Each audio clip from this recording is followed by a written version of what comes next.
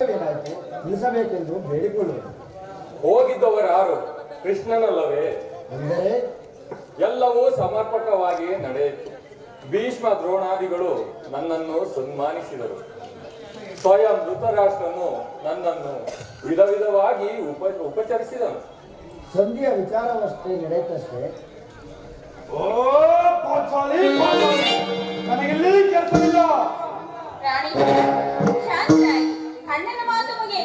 ಮಾತು ಮುಗಿಯುವಷ್ಟರಲ್ಲಿ ನನ್ನ ತಾಳ್ಮೆಯೇ ಮುಗಿದುವಾಗುವುದು. ಸ್ವಾಮಿ, ಸಭೆಯಲ್ಲಿ ಏನೇನು ನಡೆಯಿತು? ಎಲ್ಲವೂ ನಾನು ನಿರೀಕ್ಷಿಸಿದಂತೆಯೇ ನಡೆಯಿತು. ಕೃಷ್ಣ, ನೀನು ಹೋಗಿದ್ದು ಅದಕ್ಕಾಗಿ ಅಲ್ಲವೇ? ಮತ್ತೆ ಅಜ್ಞಾತವಾಸದ ನೆಪದಲ್ಲಿ ಅರ್ಜುನನಿಗೆ ಬಳೆ ತಡಿಸಿದೆ. ಈಗ ಸಂಧ್ಯಾ ನೆಪದಲ್ಲಿ ನಮ್ಮೆಲ್ಲರಿಗೂ ಬಳೆ ತೊಡಿಸಲು ಗಮನಿಸುತ್ತಿರುವೆ. ಆತವಾಗಲಿ ಈ ಪುತ್ರರ ಮೇಲೆ ಯಾಕಿಷ್ಟು ಆಕ್ರೋಶ? ಋಕೋದರ, ನಿನಗೆ ಇಷ್ಟೊಂದು ಆಕ್ರೋಶ ಬೇಕೆ? ಎಲ್ಲವನ್ನು ಸಾವಧಾನದಿಂದ ಕೇಳು. ನಿನಗೆ ಹೆಚ್ಚಿಗೆ ಸಂಬಂಧಿಸಿದ ವಿಷಯ.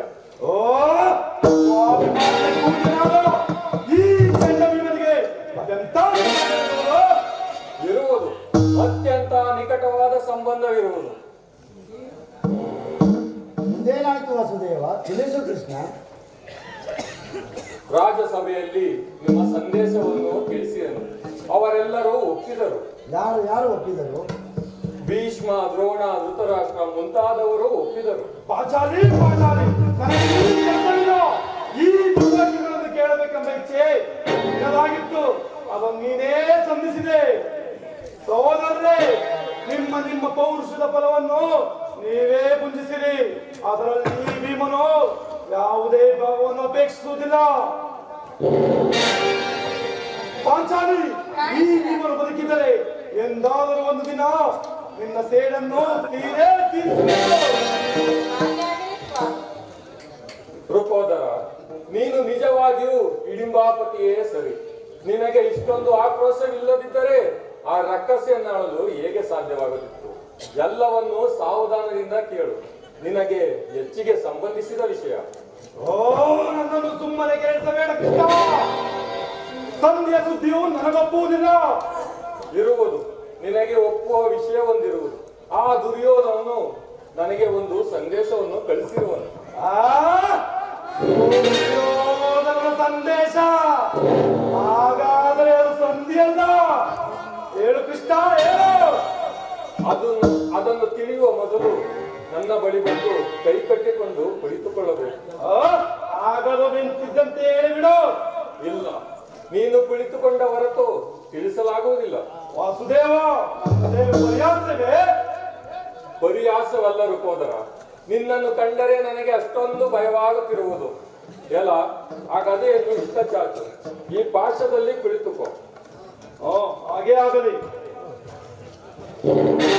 ಹಾಗಾದರೆ ನೀನು ಕೋಪ ಮಾಡುವುದಿಲ್ಲ ಅಷ್ಟೇ? ಇಲ್ಲ. ಹಾಗಾದರೆ ನೀನು ನನ್ನ ಬಳಿಯಲ್ಲೇ ಕುಳಿತುಕೋ. ಅರ್ಜುನ, ಈ ಗದೆಯನ್ನು ಕ್ಷಣಕಾಲ ಹಿಡಿದುಕೋ. ತಂಗಿ, ಬಾ.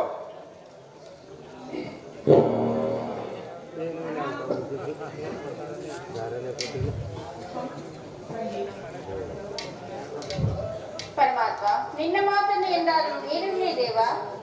ತಂಗಿ, ಈ ಹಗ್ಗವು ನನಗೊಂದು ಕಡೆ ಪುರಸ್ಕಾರವಾಗಿ ದೊರೆಯಿತು. ಇದರಿಂದ ನಿನ್ನ ಪತಿಯ ಕೈಗಳನ್ನು ಬಂಧಿಸು. ಅಣ್ಣ, ಇದೇನು ಪರಿಹಾಸವೇ ದೇವ? ಪರಿಹಾಸವಲ್ಲ ತಂಗಿ. ನೀನು ಶತ್ರುಗಳ ಎಡೆಮುರಿ ಕಟ್ಟುವುದರಲ್ಲಿ ಮಹಾ ನಿಪುಣೆಯಂತೆ ಅದರಂತೆ ನಿನ್ನ ಪತಿಯ ಕೈಗಳನ್ನು ಬಂಧಿಸಲು ಬರುವುದೋ ಎಂದು ನೋಡುವೆನು. ಪರಮಾತ್ಮ, ನಿನ್ನ ಮೇಘ ಶ್ಯಾಮ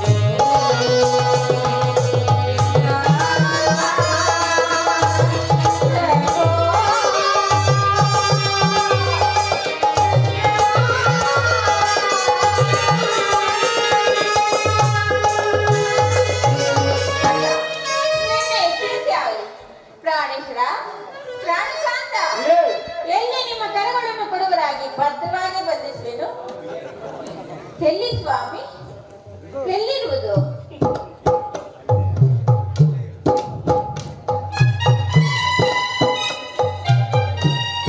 ದ್ರೌಪದಿ, ಧನಂಜಯ, ಭೀಮಸೇನ, ಧರ್ಮರಾಯ ಈ ಭೀಮನನ್ನು ಬಂಧಿಸಿರುವ ಹಗ್ಗವು ಆ ದಿನ ದುರ್ಯೋಧನ ರಾಜಸಭೆಯಲ್ಲಿ ನನ್ನ ಅಂಗಾಂಗಗಳನ್ನು ಬಂಧಿಸಲಾಗಿತ್ತು. ಯಾರು ಈ ಕಾರ್ಯವನ್ನು ಮಾಡಿದವರು? ಏನಿದೆ ಕೃಷ್ಣ? ನಿನ್ನನ್ನು ಬಂಧಿಸಿದ ದುರಾತ್ಮರು ಯಾರು? ಮತ್ತಾರು? ಆ ದುರಾಭಿಮಾನಿಯಾದ ದುರ್ಯೋಧನನು ಆಜ್ಞೆ ಮಾಡಿದನು. ಆ ದುರಾಚಾರಿಯಾದ ದುಶ್ಯಾಸನು ಈ ಕಾರ್ಯವನ್ನು ನಡೆಸಿದನು. ಇಂತಹ ಸಾಹಸ ಮತ್ಯಾರಿಂದ ಸಾಧ್ಯ? ಯಾಜ್ಞಸೇನಿ ಬಿಚ್ಚು. ಸಾಧ್ಯ ಇಲ್ಲ, ನಾನು ಇಲ್ಲೇ ಬಿಚ್ಚು. ಆಗೋದಿಲ್ಲ. ಈ ರೀತಿ ಬಿಚ್ಚಲಿಲ್ಲ. ಆ ದುರಾಭಿಮಾನಿಯಾದ ದುರಾಭಿಮಾನವು ಶಿಖರ ಮುಟ್ಟಿದೆ. ನಮ್ಮ ಪ್ರಿಯ ಬಂಧುವಾದ ಪಾಂಡವರ ರಾಯಭಾರಿಯಾದ ವಾಸುದೇವನನ್ನು ಆ ಕುಂದಿಕವರವನ್ನು ಈ ರೀತಿ ಅಪಮಾನಿಸಿದ್ದೇನೆ. ಅಗ್ರಜ, ಇದಕ್ಕೆ ನಿಮ್ಮ ಉತ್ತರವೇನು? ಇಷ್ಟು ಮಾತ್ರವಲ್ಲ, ಆ ದುರ್ಯೋಧನನು ಕೊಟ್ಟ ಸಂದೇಶವನ್ನು ಕೇಳಿರಿ. 5 ಮಾರುಭೂಮಿಯನ್ನು ಆತನು ಕೊಡಲು ನಿರಾಕರಿಸಿದನು. ಹಾಗೆ ರಾಜ್ಯ ಬೇಕಾದರೆ ಅದು ರಣಾಂಗಣದ ಮಧ್ಯದಲ್ಲಿ ಎಂದು ಹೇಳಿದನು.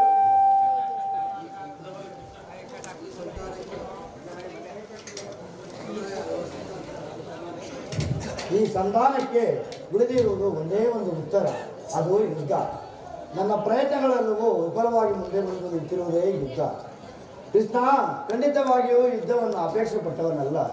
ಸಂಧಿಗಾಗಿ ಸರ್ವ ಪ್ರಯತ್ನಗಳನ್ನು ಮಾಡಿದೆ. ಅಗ್ರಜ, ನನ್ನ ಕೈಗಳನ್ನು ಬಿಚ್ಚು. ಏಕೆ ಬಿಚ್ಚುವುದಿಲ್ಲವೇ? ಪಾರ್ಥ, ನೀನಾದರೂ ಬಿಚ್ಚು. ನೀನು ಬಿಚ್ಚುವುದಿಲ್ಲವೇ? ವಾಸುದೇವ, ನೀನಾದರೂ ಬಿಚ್ಚು. ನೀನು ಬಿಚ್ಚುವುದಿಲ್ಲವೇ? ನಾನೇ ಬಿಚ್ಚಿಕೊಳ್ಳುವೆನು.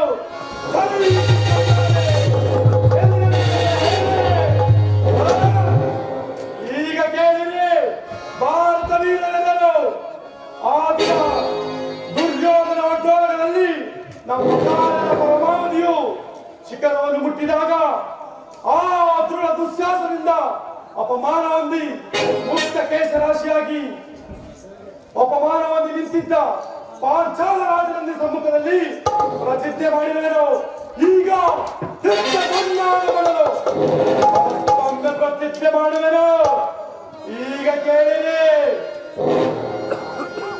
ಹರಿಗೆ ಅಪಮಾನ ಹರಿಗೆ